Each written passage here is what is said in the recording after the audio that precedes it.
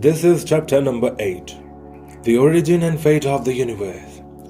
Einstein's general theory of relativity, on its own, predicted that space-time began at the Big Bang singularity and would come to an end either at the Big Crunch singularity, if the whole universe recollapsed, or at a singularity inside a black hole, if a local region, such as a star, were to collapse.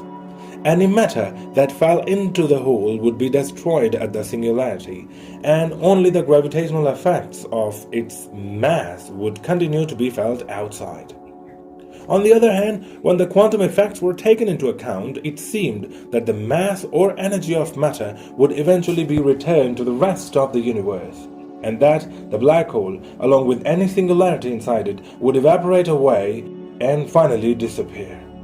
Could quantum mechanics have an equally dramatic effect on the Big Bang and Big Crunch singularities? What really happens during the very early or last stages of the universe, when gravitational fields are so strong that quantum effects cannot be ignored? Does the universe in fact have a beginning or an end? And if so, what are they like?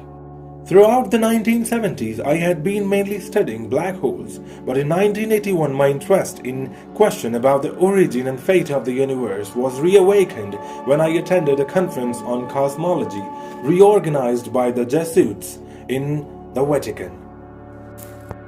The Catholic Church had made a bad mistake with Galileo when it tried to lay down the law on a question of science, declaring that sun went round the earth. Now, centuries later, it had decided to invite a number of experts to advise on cosmology. At the end of the conference, the participants were granted an audience with the Pope. He told us that it was all right to study the evolution of the universe after the Big Bang, but we should not inquire into the Big Bang itself, because that was the moment of the creation and, therefore, the work of God. I was glad then that he did not know the subject of the talk I had just given at the conference. The possibility that space-time was finite but had no boundary, which means that it had no beginning and no moment of creation. I had no desire to share the fate of Galileo, with whom I feel a strong sense of identity, partly because of the coincidence of having been born exactly 3 years after his death. In order to explain the ideas that I and other people have had about how quantum mechanics may affect the origin and fate of the universe, it is necessary first to understand the generally accepted history of the universe, according to what is known as the hot Big Bang model. This assumes that universe is described by a Friedman model right back to the Big Bang. In such model, one finds that as the universe expands, any matter or radiation in it gets cooler. When the universe doubles in size, the temperature falls by half. Since temperature is simply a measure of the average energy or speed of the particles, this cooling of the universe would have a major effect on the matter in it. At very high temperatures, particles would be moving around so fast that they could escape any attraction towards each other because due to nuclear or electromagnetic forces. But as they cooled off, one would expect particles that attract each other to start to clump together. Moreover, even the types of particles that exist in the universe would depend on temperature. At high enough temperatures, particles have so much energy that whenever they collide, many different particles and antiparticle pairs would be produced. And although some of these particles would annihilate on hitting antiparticles, they would be produced more rapidly than they could annihilate. At lower temperatures, however, when colliding particles have less energy, particle-antiparticle pairs would be produced less quickly, and annihilation would become faster than production. At the Big Bang itself, the universe is thought to have had zero size, and so to have been infinitely hot. But as the universe expanded, the temperature of the radiation decreased. 1 second after the Big Bang, it would have fallen to about 10,000 million degrees. This is about 1,000 times the temperature at the center of the Sun. But temperatures as high as this are reached in hydrogen bomb explosion. At this time, the universe would have contained mostly photons, electrons, neutrinos, extremely light particles that are affected only by the weak force and gravity, and their antiparticles together with some protons and neutrons. As the universe continued to expand and the temperature to drop, the rate at which electron-anti-electron pairs were being produced in collision would have fallen below the rate at which they were being destroyed by annihilation. So, most of the electrons and anti-electrons would have annihilated with each other to produce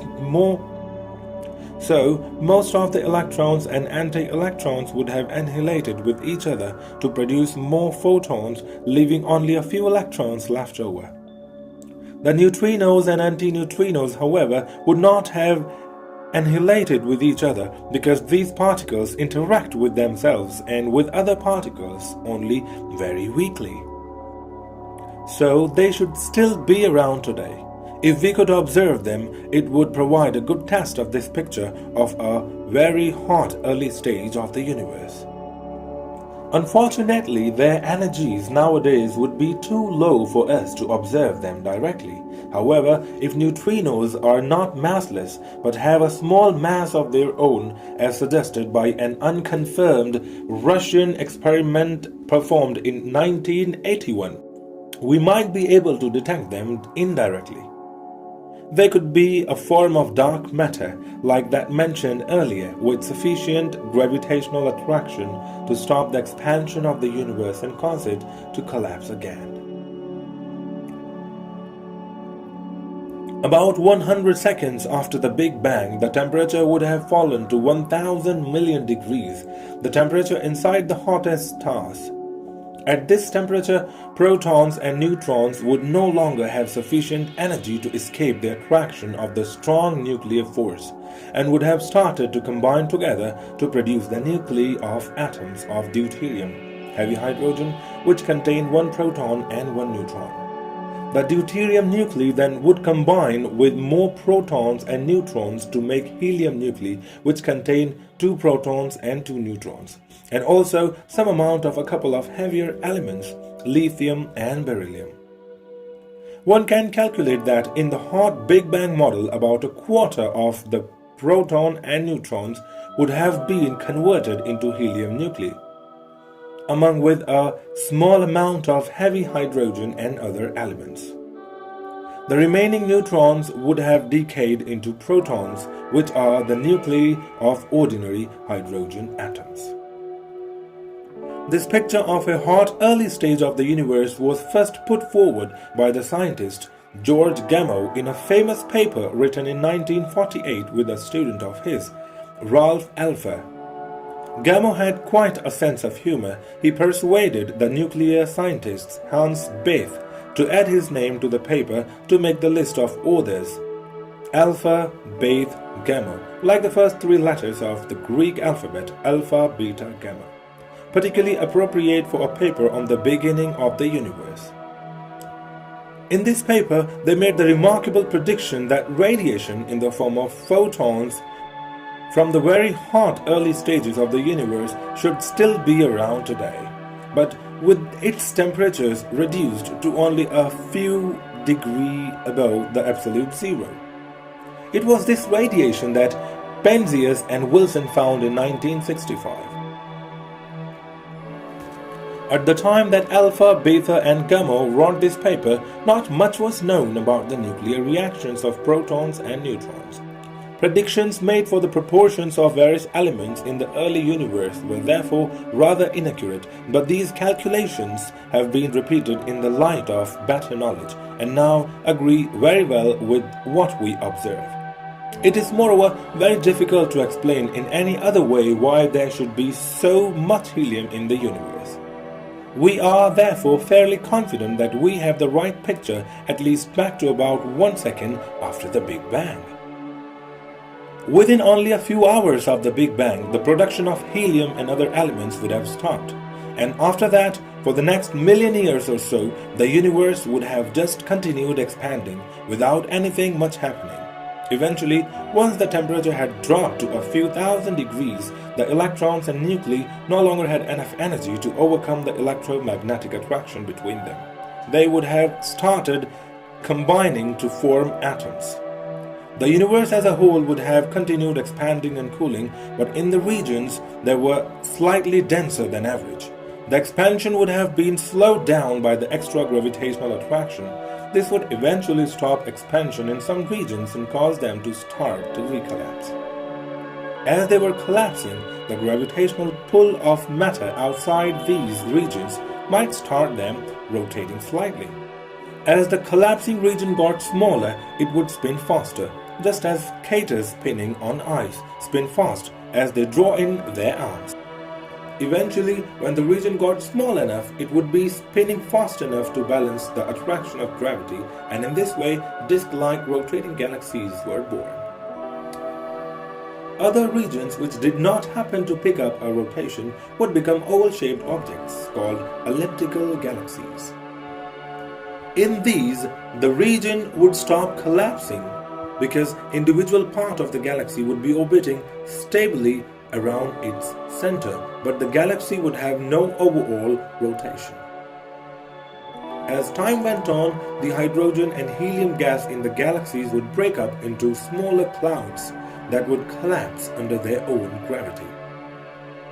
As these contracted and the atoms within them collided with one another, the temperature of the gas would increase until eventually it became hot enough to start nuclear fusion reactions.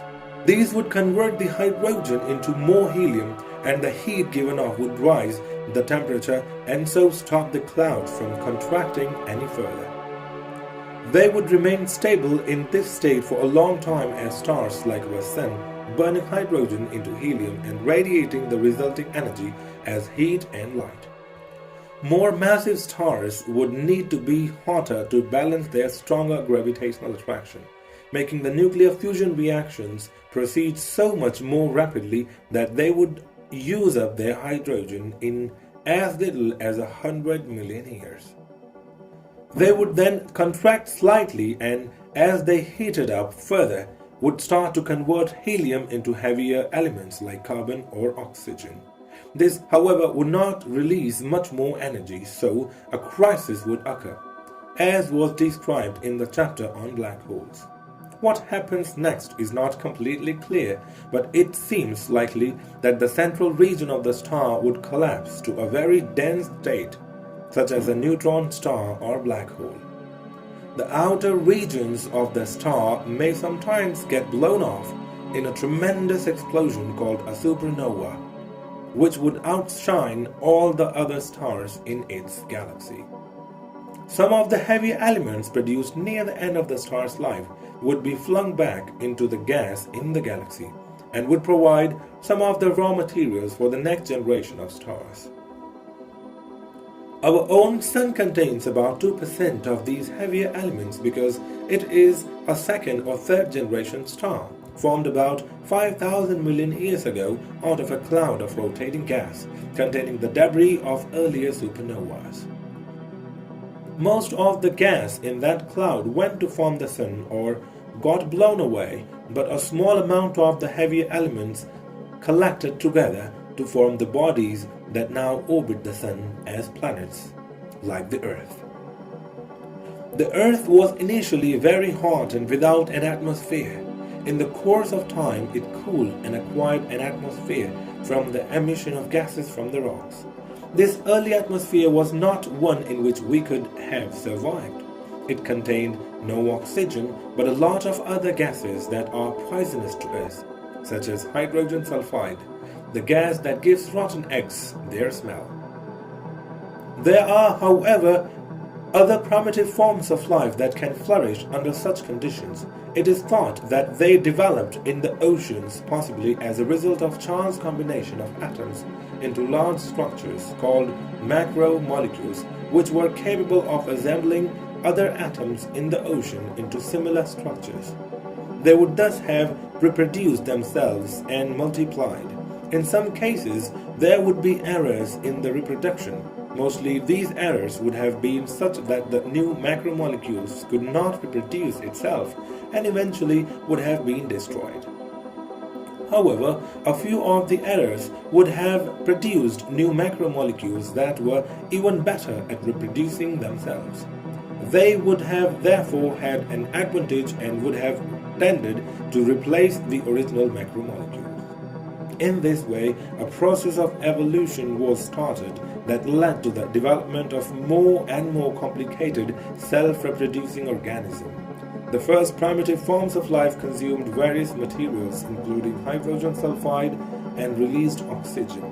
This gradually changed the atmosphere to the composition that it has today and allowed the development of higher forms of life such as fish, reptiles, mammals, and ultimately the human race.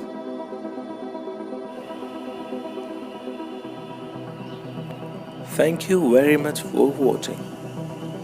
If you want some more videos like this one, please like, share and subscribe to my channel. Have a great day. Stay home, stay safe.